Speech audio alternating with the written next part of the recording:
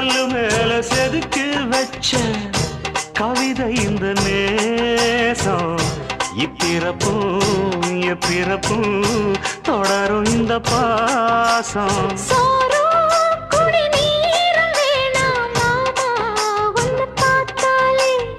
ஆரும் பசியாரும் தானாச மொழி கேட்டாலே